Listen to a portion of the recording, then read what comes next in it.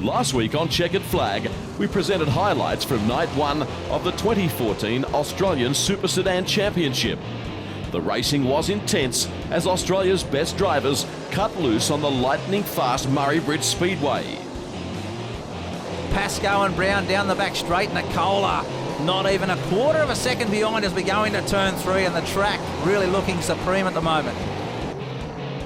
Two of the event's big guns, reigning title holder Matt Pascoe and multiple national champion Darren Kane, both endured machinery issues.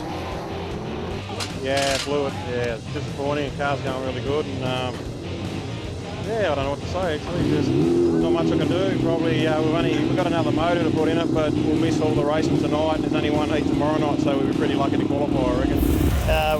We were just sitting there in amongst traffic, and then someone must have lost it in front of the car in front. I just didn't see it, and we were right in the middle, and then Jack coming through and got the left-hand side of it. And, Tonight, we present Night 2 action as the championship reaches its gripping conclusion. Our coverage supported by Speedway Sedans Australia. On Speed, this is the one and only Checkered Flag. Proudly presented by Valvoline Sin Power, providing the ultimate in protection and performance.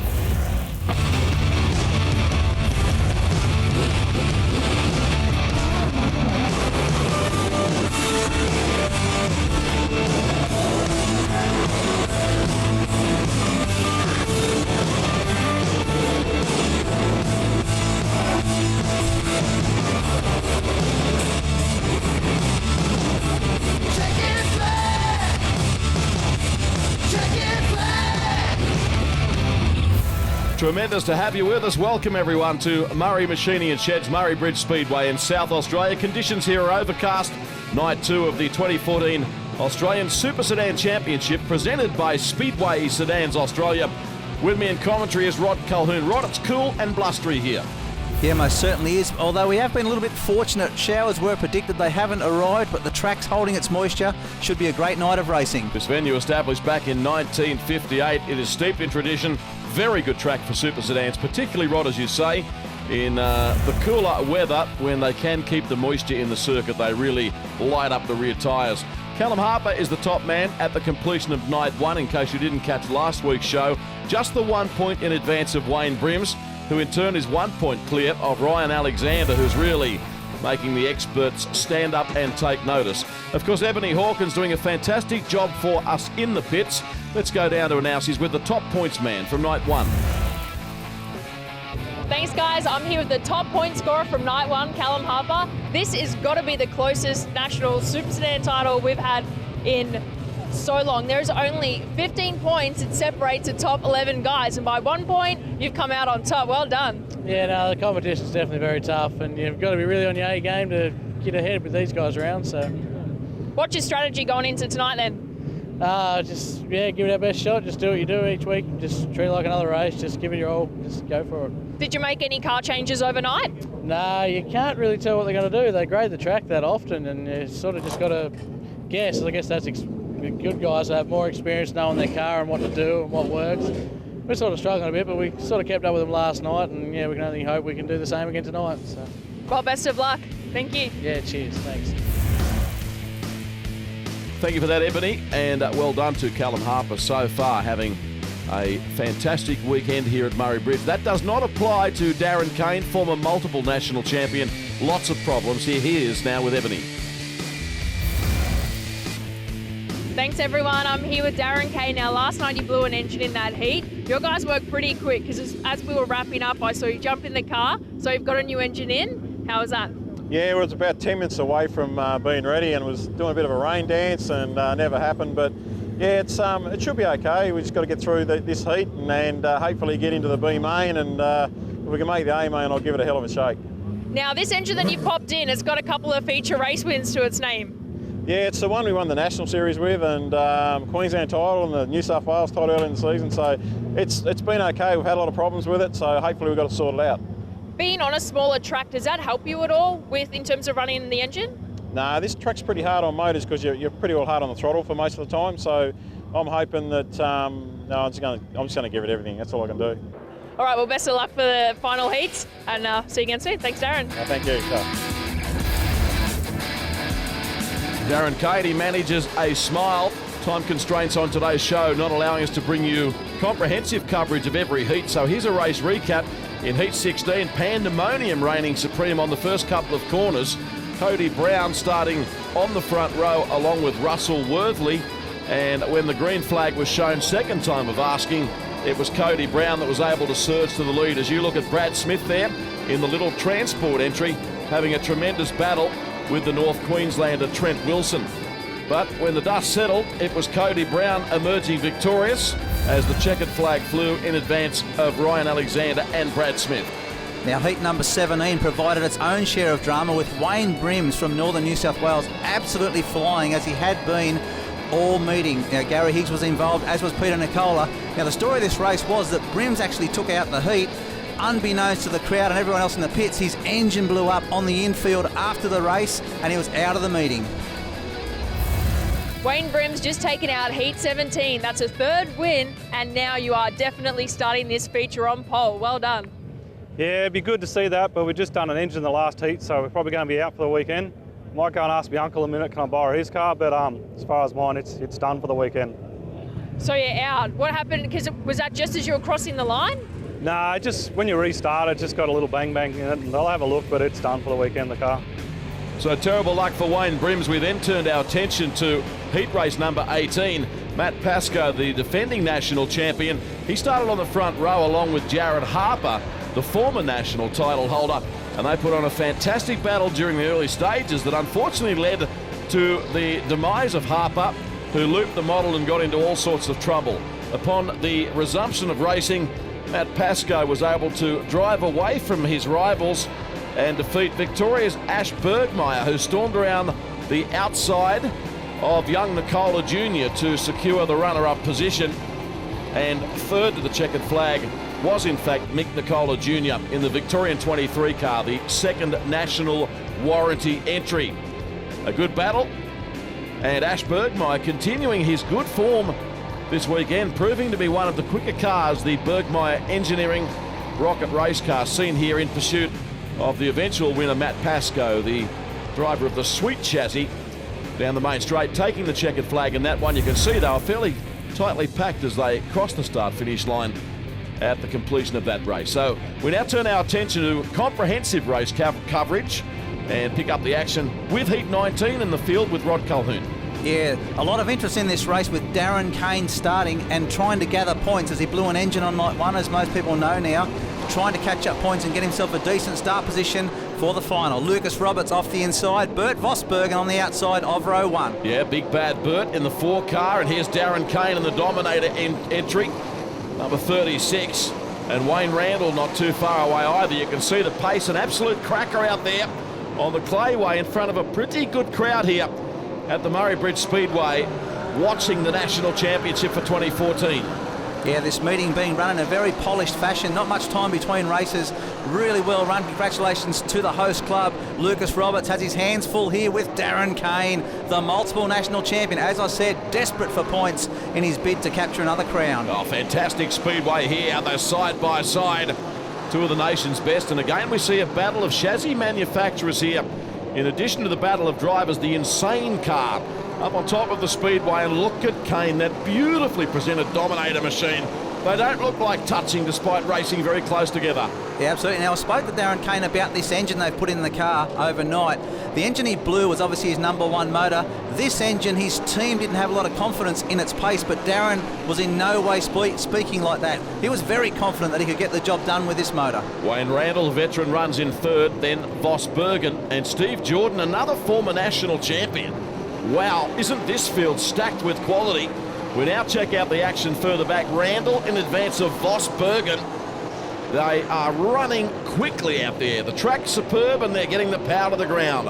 Yeah, they really are. Lucas Roberts, he can drive this man. Look at Kane all over him. But the quality drivers, they really touch. Very close quarter racing, I should say.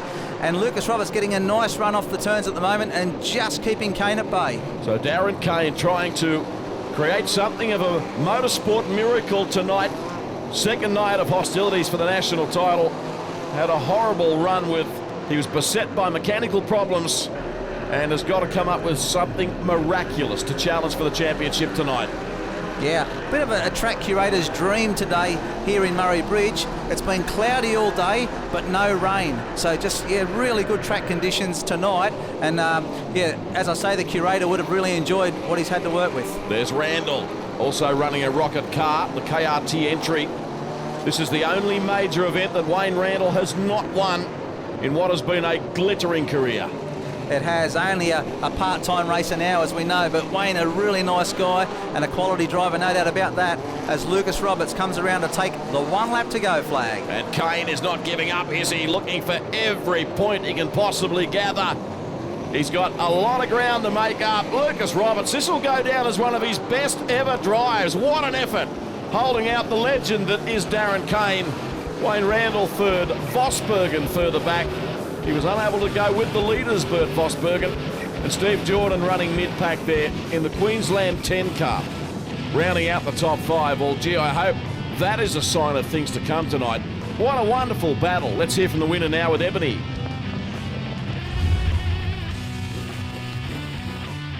I'm here with Lucas Roberts, Victorian gun.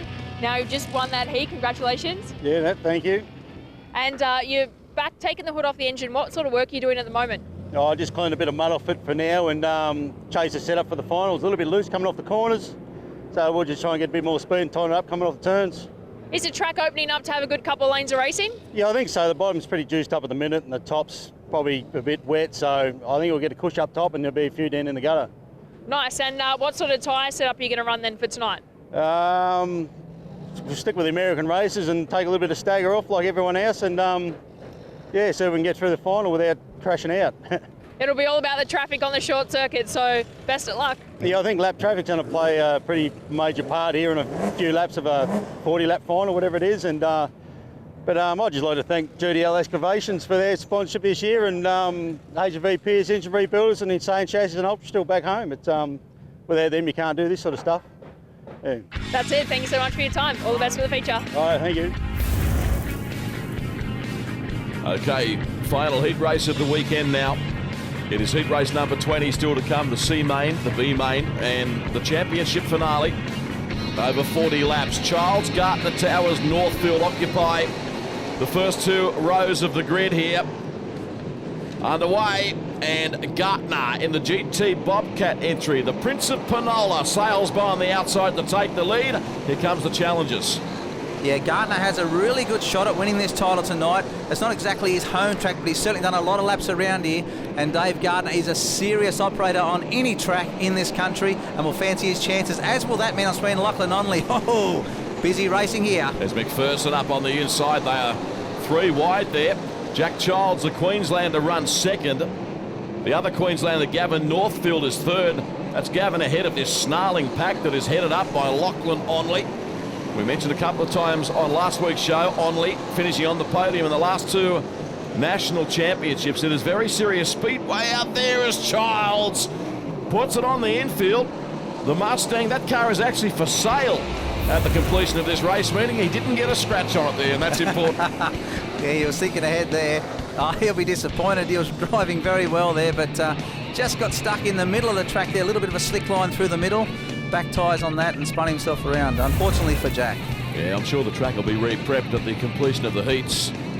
The water truck will come out. It has got a little slick on the low line. Always a guessing game when preparing the track, particularly when it's blustery and cold or cool, in terms of trying to work out what the optimum amount of water will be. There's Onley running a sweet chassis, and the others are nose to tail. It's good stuff here as we now see Onley closing up dramatically on Gavin Northfield. Onley looking on the inside for a run. Yeah, Northfield's been good this weekend, as is Jason McPherson. He's a real hard charger, is Jason, from southern Queensland. But Gartner right out in front in the GT Bobcats car. And as I said earlier in this race, he will fancy his chances of taking Australian title number 1 in this class, a multiple championship winner in other classes. McPherson runs 4th. Tasmanian Steve Latham is 5th. Latham starting this race from position 8, and that is the Towers entry, car number 33. I refer to Mark Towers. And of course, the Towers surname is synonymous with Super Sedan racing, and Speedway promotion as well. Barry Towers at the helm of the Blue Vale Speedway at Gunnedah in New South Wales, underway. Yeah, Onley up the inside again, Northfield. Northfield just heads him off. I'll tell you what, Onley will want to get through. Oh, he's not going to look at McPherson again. The aggression, straight up the inside. Nice move. McPherson, considering his aggression, it's remarkable the car looks as straight as it does. One of the better paint schemes in the pits tonight. Our race leader has cleared out Dave Gardner. He has pedalled to the metal.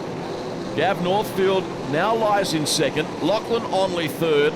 And that cracking battle between McPherson and Latham continues to rage behind them. And just speaking about McPherson, he'll have a complete new car for the 2014-2015 season. So expect him to move up another notch. He's really driving well. Is Gardner former winner? In fact, on multiple occasions of the Australian Street Stock Championship. Been in Supers now for, I guess, 6 or 7 years. And certainly one of the country's best. Chases all the major races across the country. Here's Onley on the inside of Northfield, and Latham not far away either. This is a screamer of a battle, and Latham gets the upper hand on Onley. That's a great drive by the Tasmanian. He does. Latham straight through, and Onley now goes back into the clutches of McPherson. Gee, a good race indeed. Onley won't be happy with all of that. As you can see, Latham now attempts to put a move on the inside of Northfield. Meanwhile, Dave Gardner, a quarter of a lap in front, looking to maximise his points haul in his final heat drive of the weekender. Checkered flag, he does it. Dave Gardner, the winner of heat number 20. And as you can see, Latham has looped the car on the final turn. That is terribly bad luck for him. It was some drive prior to that. Runner-up Northfield, then Lachlan Onley, Jason McPherson and Steve Pearce, another Queenslander, getting up into 5th position there. Latham will be filthy with himself. Let's head down to Ebony with the race winner.